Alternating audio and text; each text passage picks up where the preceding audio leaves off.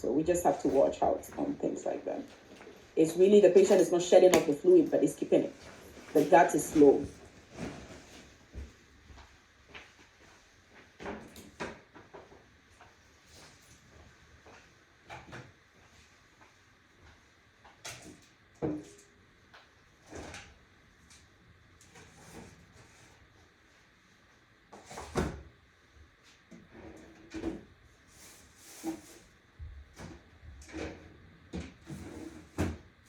Any other thing I need to talk about when it comes to the anticholinergics?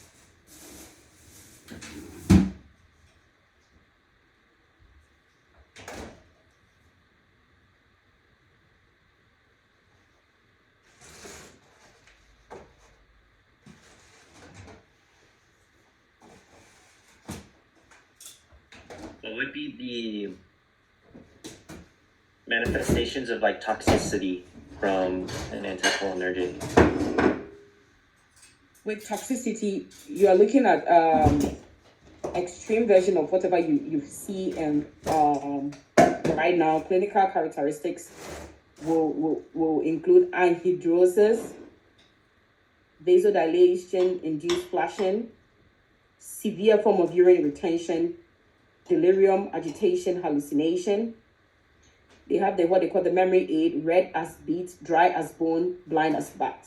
That's one of the things that people say to remember that there's a toxicity. Okay. And sometimes you'll have what we call the absent bowel sounds. And that's the first thing we have to start looking at. The tachycardia, the absent bowel sound. They are the big thing you look at. But when you remember the thing that says red as beet, dry as bone, blind as a bat, mad as a hatter, hot as a hare, and full as flax, it will give you an idea how they look when they come to you.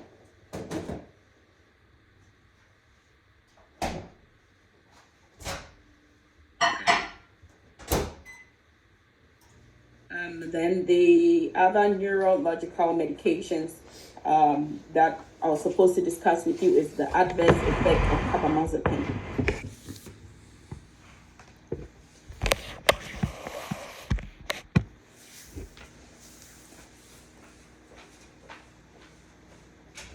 So what is carbamazepine used for? We know it's used for bipolar disorder, seizures, and other things, right? It's given both in adults and in peds, just that the dosage is different.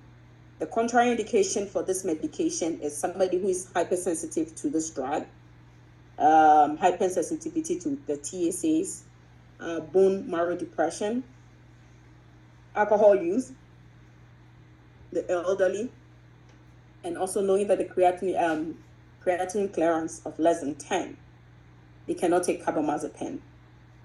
The adverse reactions that they usually present is Stevens-Johnson syndrome. Have you ever seen Stevens-Johnson syndrome? It's like it looks like blisters. Some people have it after taking even any medication with quinine, and it looks like blisters all over. They will just break out, form blisters, and that's Stevens-Johnson syndrome. If you see it on your skin better, sometimes they might have respiratory issues. They will have angioedema, pulmonary hypersensitivity, arrhythmia, syncope, AV blocks. So if I'm going to start this patient on this medication in the hospital, I would like to make sure I'm monitoring this patient. Have the telemonitor on for a few days and see. They could also develop what they call the SIADH, water intoxication issues, pancreatitis, and suicide ideas. Remember, it's for bipolar. So bipolar means either the person has both depression and so it depends on the stage which they are in. So you can go to the extreme of it. That's the big thing about carbamazepine. Any question regarding that, please?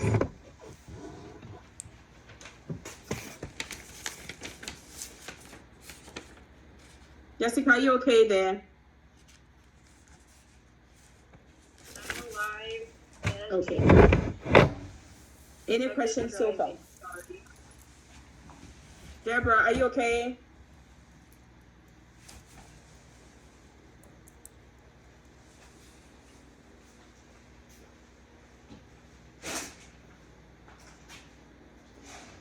I thought Deborah was on.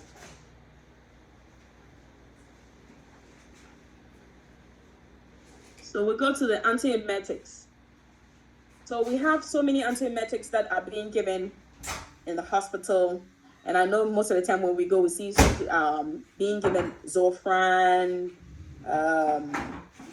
What else do they give? Benadryl. What else? Can you think of any other one?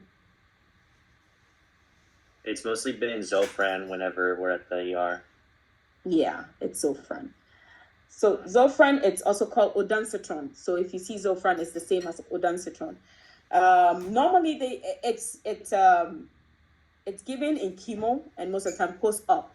And sometimes they give it to people prior to going for surgery so they don't even throw up, right? It's given off-label for pregnant women and childhood viral gastritis. We have scopolamine too. That is an anticholinergic. So usually I see people using it when they have the seasickness and they're traveling. They use that one. The other one is Benadryl, antihistamine. Although it's an antihistamine, it also has effect on making people not have not throw up. We have the metoclopramide, which is a dopamine antagonist. It's also another one they give, and the other name of metoclopramide is it just went out of my head. We have the promethazine, which is Phenergan. So if you see Phenergan, it's the same as promethazine. Metoclopramide. Let me see. Metoclopramide.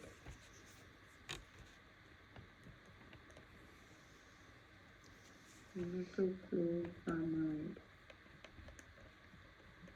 Like the dopamine antagonist, or are you looking for like The generic name. Okay. It's called Reglan.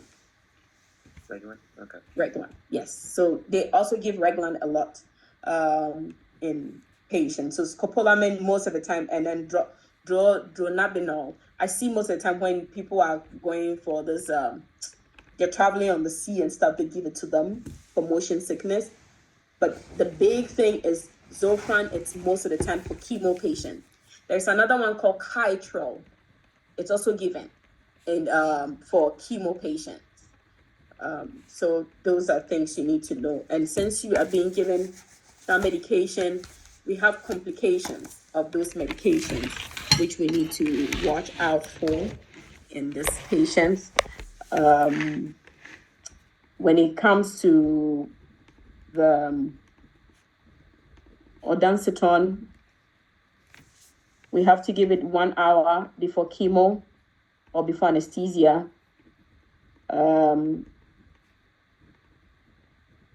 Any question on that so far? Because your thing was talking about just ondansetron. No. Okay. I'm trying to look at your textbook, what exactly they want you guys to know about ondansetron, then I can add it to it. Apart from what I know in my head.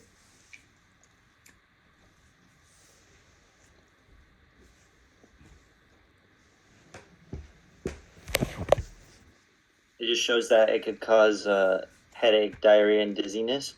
Dizziness. Yes. So if when it happens that way, you have to talk to the patient about it. That if they start experiencing any of these things, they should let you know. As much as it's stopping the nausea and vomiting, it's causing something else. So they have to know about it so they don't get alarmed by it. The big thing about the Zofran is the fact that you have to give it before chemo or before surgery.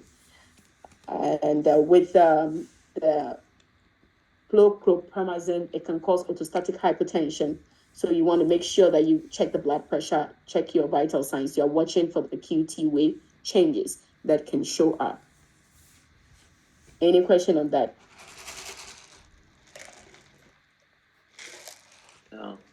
Okay. Then we have the diuretics. I'm just going by the list that I have. The diuretics, we have the loop diuretics. Right? Pardon? Furosemide? Furosemide is a loop diuretic. What is the thing that we need to watch out in furosemide most of the time? Hypokalemia. hypokalemia. So we are going to watch out for electrolyte imbalances in these patients a lot of times. And then because it's also getting rid of fluid, we are going to be having hypotension in these patients most of the time too. Hypokalemia, hypomagnesemia, hypocalcemia, hypocholeremia, and hyponatremia. Sometimes you're going to lose everything. It's dehydration. So those patients, most of the time, we advise you to give them this medication in the morning, because if you give them in the night, they're going to be waking up the whole night to pee, and it's going to lead to them being non-compliant, because they don't want to deal with it. Nobody wants to wake up in the night peeing every time. You also want to watch out for headaches, pains that are okay with this, and this needs to be notified to the doctor quickly. We'll want to be, when they're in the hospital, usually they do the labs for us to know, but when they are going home, you just have to educate them to make sure that they come in as much as possible to check on their lab work when they are told to do that. Then we have the thiazides. Normally we give the doctors, according to the ADA, as in American Heart Association, they prefer starting with the thiazide diuretics first before we go to the loop. Loop, normally they give it when they see there's so much edema, they can't get rid of it so much. We try the thiazide first. And those are the hydrochlorothiazide and the others, chlorothiazide, metolazone. They are the ones that they use more often. Does it also cause dehydration? Yes, it's going to cause the same hyponatremia and everything, but it's not as fast as the loop diuretic. So you also have to monitor the cardiac status of this patient often. They have to eat food, consume food high in potassium, recognize manifestation of hypokalemia, that is a nausea, vomiting, and general weakness. You monitor their blood pressure and their blood glucose as much as possible. Contraindication for thiazides, most of the time, it's in pregnancy, when they are also lactating. And patients with renal issues, you don't want to give them this medication.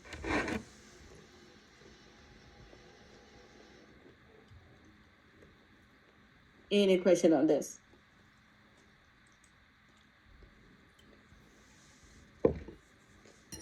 No. Okay. Any other thing that I missed out on? I made a list of the medications here. Antibiotics. Out of the list they gave me.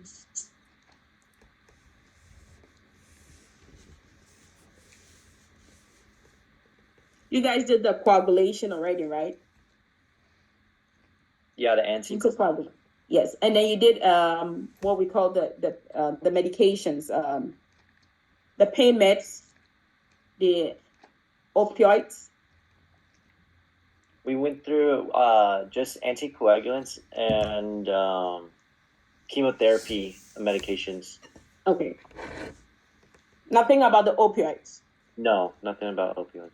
So the opioids, the big thing, the goal is for you guys to know that there are 5 schedules of controlled substances, knowing where to store them, remembering that when you get to work, you always have to do the narcotic counts. Know when the doctor order for IM is IM, when it's IV is IV. You always have to remember to document as much as possible. Okay.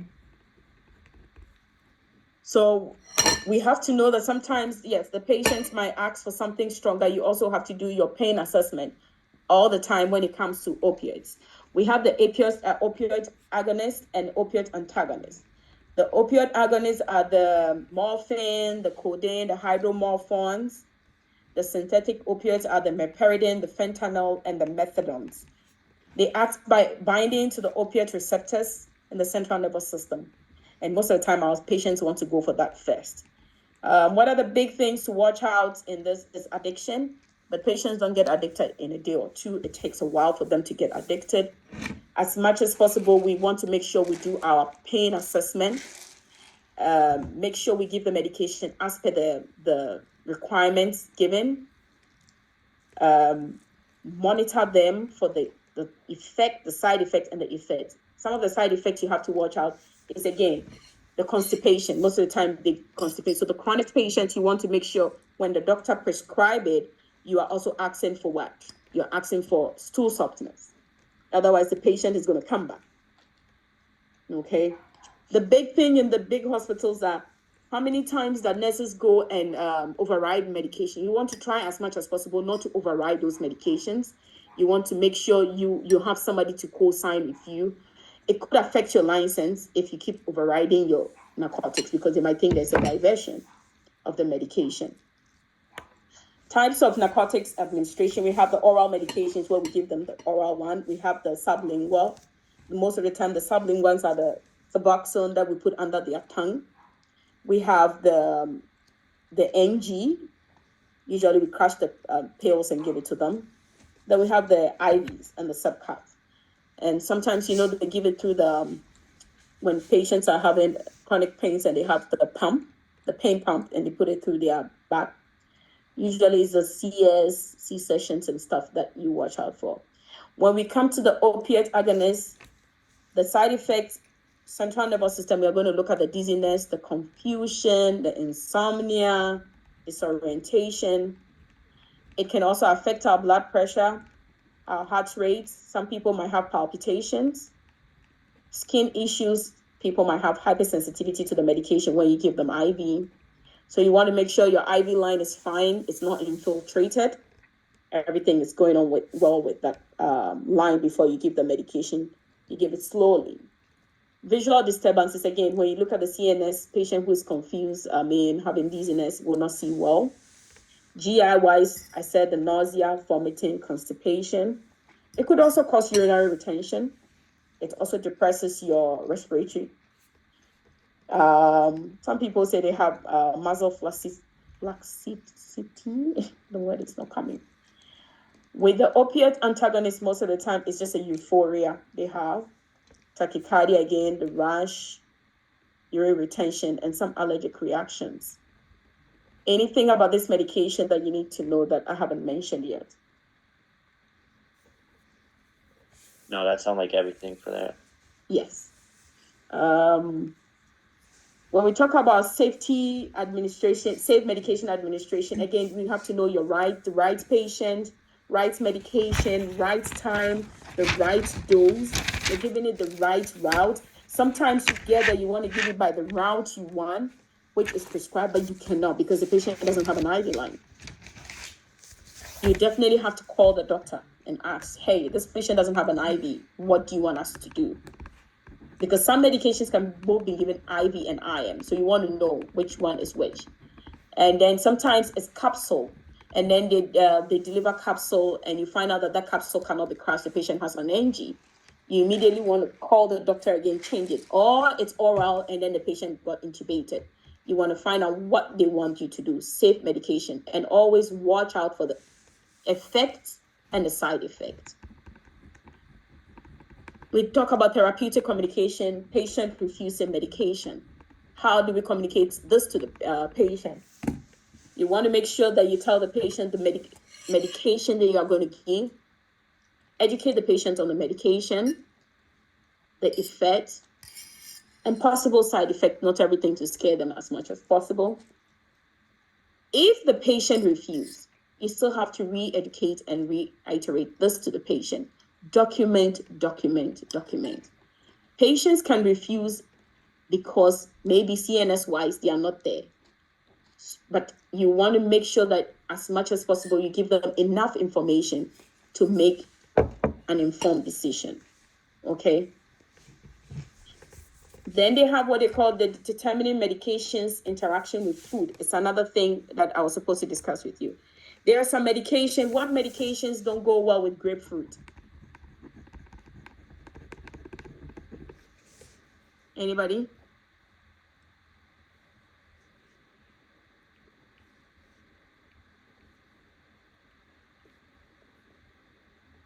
So there's some medications don't go well with grapefruit. You need to know that.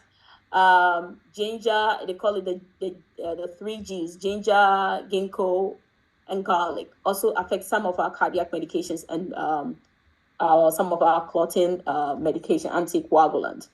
So you always want to make sure that there's no medication that interact with this. You talk to the patient about it. Sometimes they don't even think those medication can cause problem. Like I said, levodopa, carbidopa. The patient is on it. The family is given some vitamins, thinking, oh, he needs just a vitamin C. But at the end of the day, you realize that the medication is not working. It's because the B6 is reacting and causing the strength or the potency of the levodopa to go down. So we always want to make sure we take good history from the patients before we give medications or talk to the doctor about medication and the timing. The other thing we have to talk about is situation requiring incident report. When do we do an incident report? When like giving a medication like 4 hours after it was supposed to be given. And you can also do an incident report when there's a fall, right? So these are things you guys need to know.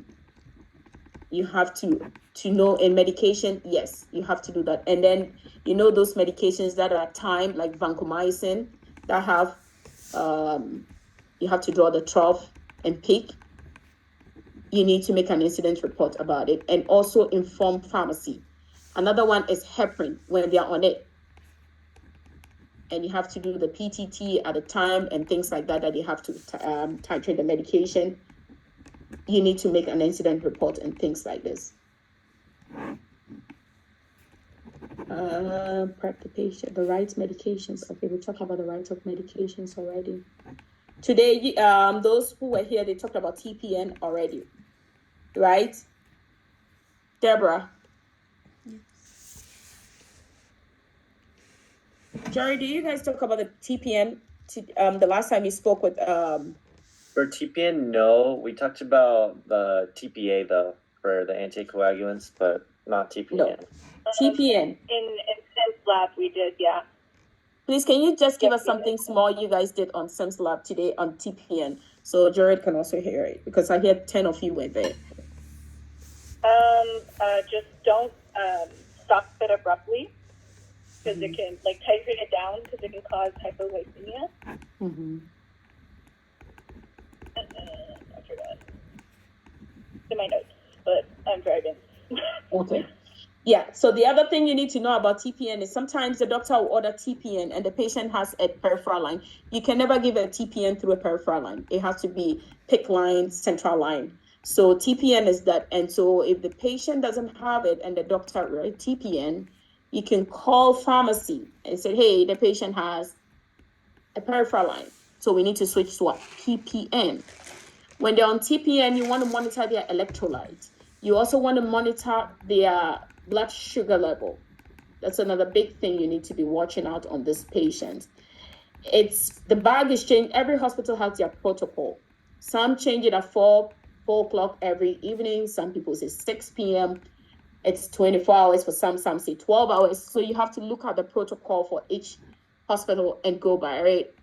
Set it up, make sure there's no bubble, there's a filter. There should always have to be a filter to filter this medication. Okay. You always check the blood sugar, like I said, for these patients. You just don't want them, because it can go hyperglycemic or hypoglycemic.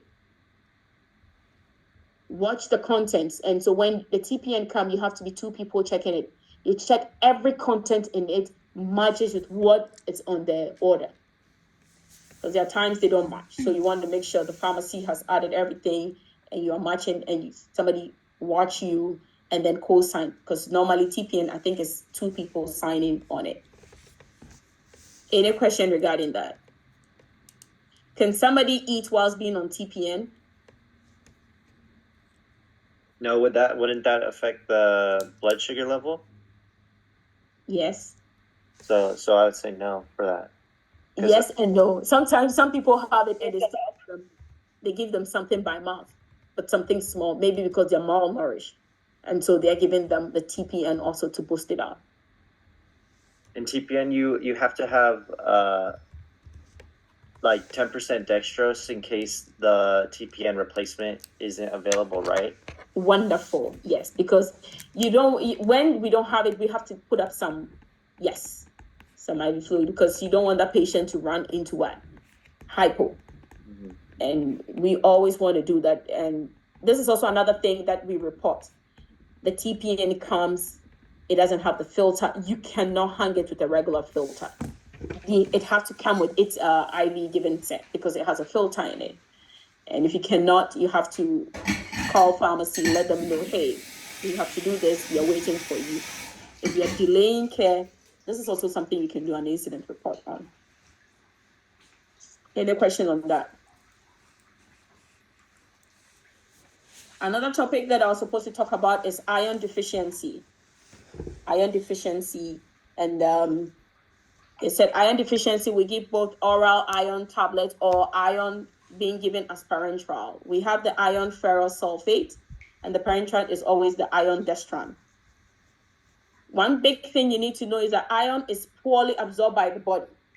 So most of the time we give bigger amounts to be ingested orally. The big thing we have to watch out is watch their hemoglobin, their hematocrit, and their iron levels.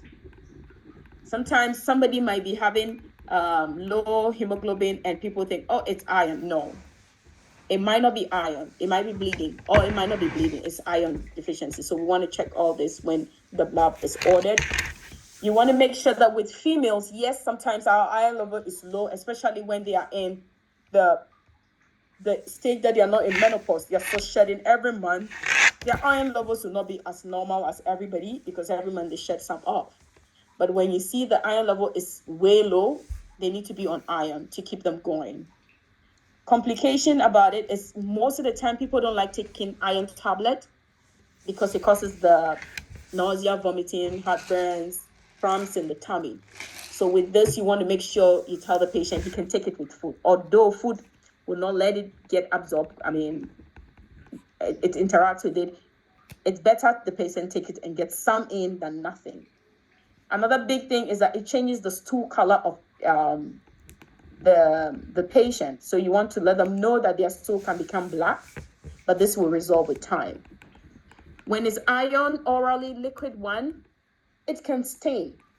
So because of that, you either want to dilute it to some fluid, juice or whatever, and give them a straw to use to take this iron drink. And then after that, they have to rinse their mouth. Sometimes they have what we call the anaphylaxis from giving it. It's usually those who take it parenterally, IV. So you want to administer it slowly. It can also progress to circulating collapse, causing some hypotension. Toxicity is there, and there's a medication given, they call it a chelating agent. It's called defurosamine. That's the big thing. That's a chelating agent that you need to know. But when you get toxic, you need to give this medication to bring the toxicity down. Anything that I left out? With this one, you would take like vitamin C with it to increase the absorption, right? Yes. So yes. you can give this with like orange juice, and that would be yes. Wonderful. And you have to also make sure the patient avoid antacids 1 hour after administering iron, because again, it's antacid is going to form that bind to the iron. You don't want that. You also want to avoid tetracyclines 1 to 2 hours before or after that. Caffeine and dairy products can also interfere with absorption, and it's always best taken on empty stomach. Any questions so far? Try to write everything. What's the chelating agent again? It's called let me spell it, let me type it here for you. Okay. Defurosamine.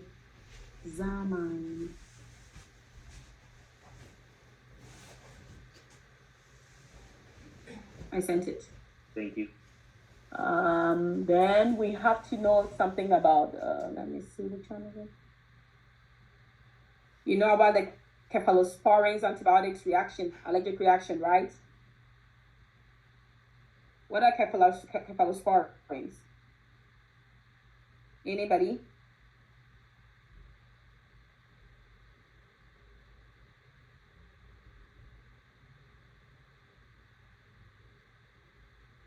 Can we go through that one? That one I'm not sure. Okay. So some types of cephalosporins, I can mention some of them. They are the penicillins. Okay. And so some people, the big thing about cephalosporins is the allergy to penicillin. So you want to know what kind of allergies they have. So we have the cephalosporin, we have the first generation, the second generation, the third, the fourth generations. So you need to know the first generation cephalosporins, how they look like, what they are, the second, and the current ones are the meropenem, they are quite on the high side. So the first generations are the Careflex, which answer, they are the ones that you need to know. Let me go to your textbook, especially. I like to go by the ATI model, what they want you guys to know about it. I can give you a broad one, but I want to do what the ATI wants you to know. Antibiotics. There we go. So if they were allergic to penicillin, you wouldn't give amoxicillin either. Yes. But the thing is, patients tell you they are allergic to things. You really want to know what kind of allergy is it. Okay. Because sometimes I can tell you I'm allergic to penicillin, maybe because I have nausea. The true allergy is the reactions, the skin, the angioedema, and the stuff. That's what we are looking at for. Okay. Yes, those are the big things that we need to keep in our mind when we talk about the how do you call it, the allergies that they are talking about. Your textbook. Let me look around to cephalosporins. They said penicillins. They gave it antibiotic affecting the bacterial cell walls. They talked about the penicillin G.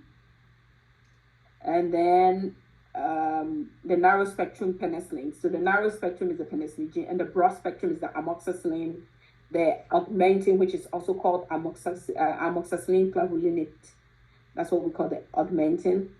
They have the anti-pseudomonals, that's the piperacillin tazobactam, which they use a lot when you go to, that's the zosyn, right?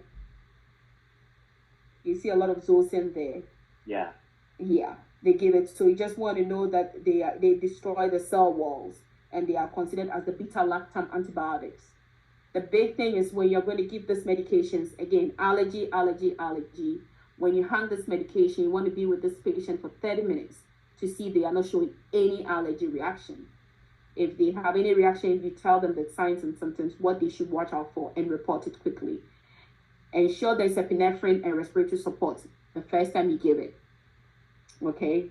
They said it can have effect on the renal system, so you always want to monitor their kidney function, monitor their intake and output. It can also cause hyperkalemia. The contraindication, again, is allergy. Okay. The big thing is allergy. And once there's a saying that once you are allergic to a penicillin cephalosporin, they try to make sure you stay away from all other penicillins so you don't have any issue.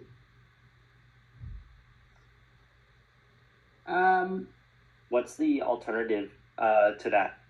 What's your allergic to, like penicillins and all that? Sometimes they give you another medication, but not penicillin. Do you know what class is usually given? And depending on the condition. And again, the bacteria we are trying to culture. The culture will tell us what else to use. Okay. So sometimes you want to give this. Most of the time, antibiotics, apart from the basic URI and stuff that we keep waiting and we think, okay, it's bacteria we give. When it's a big infection, we want to do CS. And then based on the CS, it's going to tell us what we should zero and what we should give. So if you're allergic to this, the doctor will now go to the next medication that can treat the patient. Some go as high as even giving the vancomycin. But okay. It all depends, it's all provider based. and what evidence says you should use it to treat. Are we doing bactericidal or bacteriostatic? So we have the bactericidals that kill the organism. Bacteriostatic just kind of control its growth. So it depends on what we are trying to do. Okay. So when it comes to the first generation, I talk about the cephaloxin. The second generation is cefaclor. The third generation is what we normally see in part 3. They use is rocephin, which is ceftriaxone. And I bet you, I don't know how many times they ask patients about it, but they give it there a lot.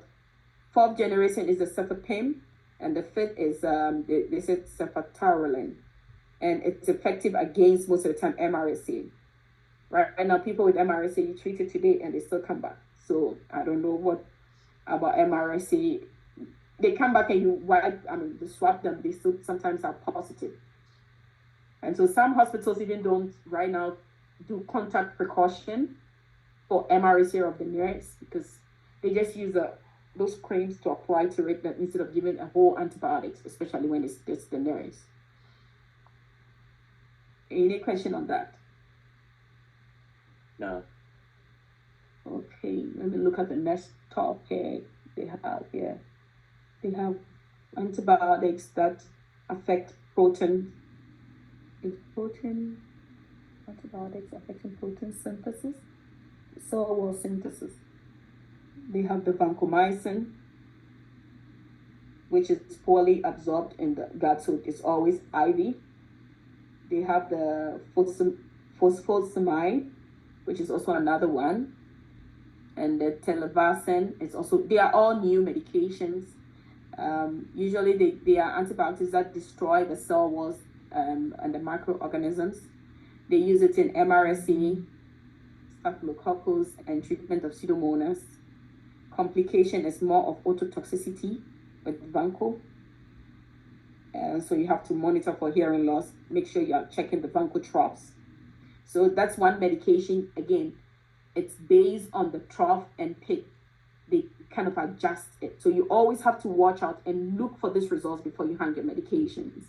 You might hang it and then the doctor will come in and say, hey, this medication, you need to stop it because the trough is this. Then they change it. Also, you have to work hand in hand with the pharmacy. It's more of the pharmacy that does the titration. They have infusion reaction that they call the Redmond syndrome, where they have rashes, itching, flushing, tachycardia, hypotension, and therefore we always administer vancomycin slowly. The minimum I've ever seen them being is usually 1 hour. Some people it's more than 1 hour. It depends on the dose, how to run it. The pharmacy will let you know at what rate you should run it. It can cause thrombophlebitis. And so usually you want to make sure your IV line site, you are monitoring it, making sure the site is okay. If it's red, warm, swollen, please don't give the medication. We monitor their kidney function, intake and output, and watch out for toxicity of this medication. Usually we don't want to give this medication to the older patients unless very necessary, especially patients who have hearing loss and renal issues. Unless very necessary, we don't want to give it. Okay? Any question on that?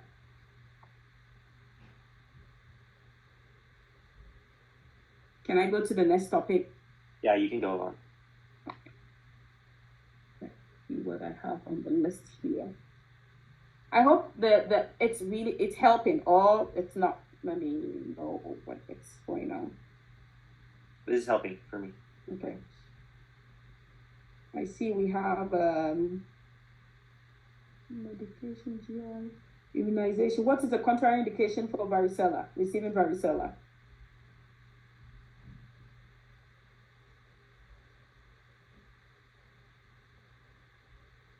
Anything on that?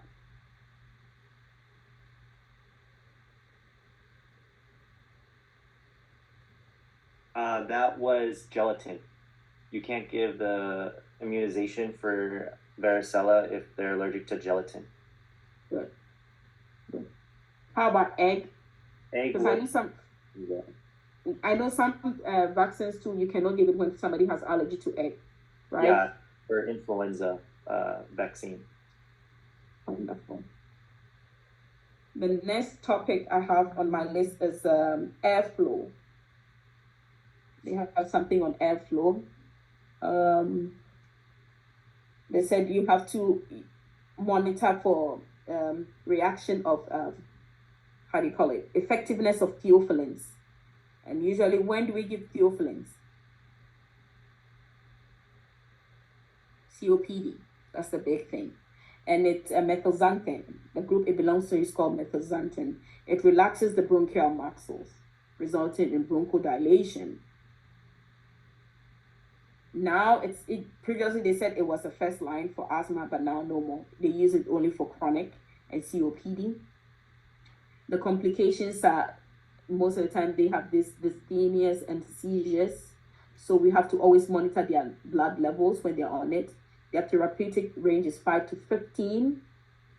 When they have more than that, there's going to be an adverse reaction. Okay, if any of the adverse reaction is noted, you want to stop the medication, give activated charcoal to decrease absorption. Lidocaine is also given for the dysrhythmias. Diazepam to control seizures. You have to monitor the blood levels. It's not you, the doctor have to order it. And the patient also have to report if they're having any signs of diarrhea, nausea, restlessness, which are all signs of what? Toxicity. It's not been tested in pregnancy, so really there's no safety thing there that we have to watch. It also interacts with caffeine. And so caffeine increases its CNS effect. And so you want to make sure that patient is told not to drink caffeine when they're on it. They should avoid it. Okay. Tell patient do not chew the medication, swallow it, because it's a sustained release medication. That's all about that medication that we need to know.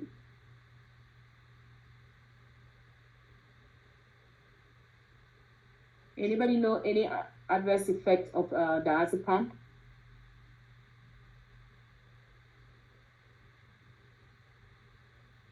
What's the other name for diazepam?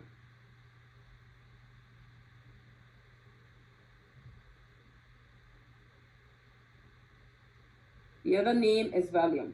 Okay, it's a benzodiazepine. Usually we use it in alcohol dependence, seizures.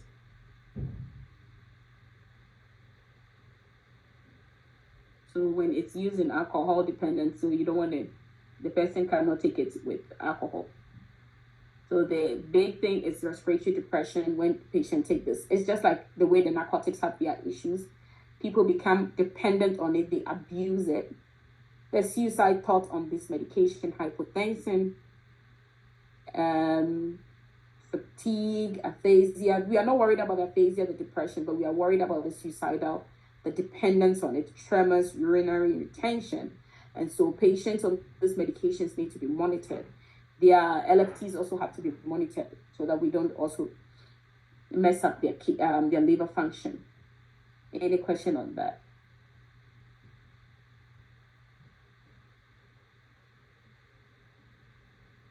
You all have been to the ICU, right? Yes. So there's one medication that is normally used there, which is called propofol. It's sedation, right? Yeah. What is the big thing about propofol when they give it over there? Like for intubating, like give it before you use anesthetic. Good. The other big thing is that they have timing. Every hospital has a protocol. They will tell you, I think it's every 12 hours you have to change. Some places it's 8 hours. Some will say for every bottle you have to change the line. That's the big thing about propofol. It looks oily also. When they are on it, you want to monitor their kidney functions because look, it damages the kidney too very quickly. So those are patients you always want to watch out when they are on this medication. The big thing they want you guys to know about this propofol is the adverse effect. Is the propofol infusion syndrome, the bradycardia, asystole. I always call it MJ because of Michael Jackson. It can kill. It causes cardiac arrest, seizures, pancreatitis, pulmonary edema, tubular toxicity, and unconsciousness. So usually we also have to check, what do we check on this patient? We have to check what? Sedation, right? The RAS score. Yeah, the RAS. And then you have to give them sedation break, right? They have some days, sometimes some minutes or hours, they try to take them off sedation. Once you see how they are doing, you give them those sedation breaks too. Those are things I want you guys to know about it. The other thing they want you guys to know is IV therapy, actions for IV infusion infiltration. When your lines are infiltrated, what do you do?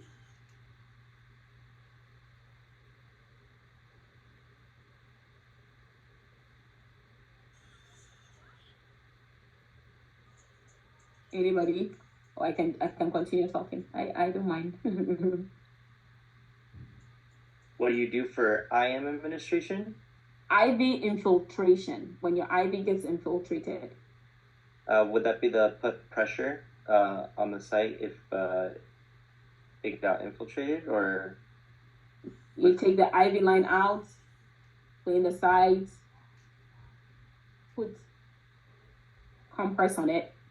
Because sometimes it just there's a swelling, so you want to bring that swelling down.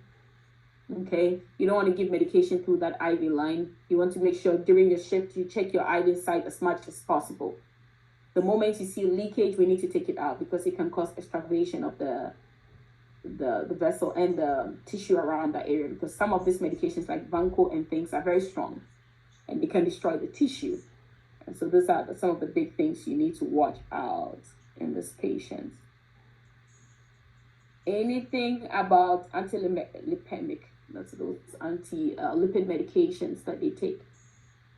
The big thing about it is sometimes it causes muscle aches and stuff, so you have to educate the patient. If they have problem, you let them come back, talk to the doctor, and let them change the medication for them. What is a contraindication for patient taking nitro?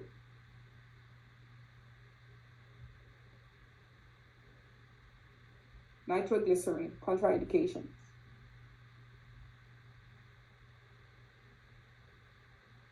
Because remember, nitro is going to cause you to have what? Your blood pressure being low. Yes, it's going to cause chest pain and bring the chest pain down and stuff like that. You want to make sure that a patient who has hypovolemia, you watch out before you give nitro. Hypertension, people with pericardial component, it's contraindicated, you cannot give it.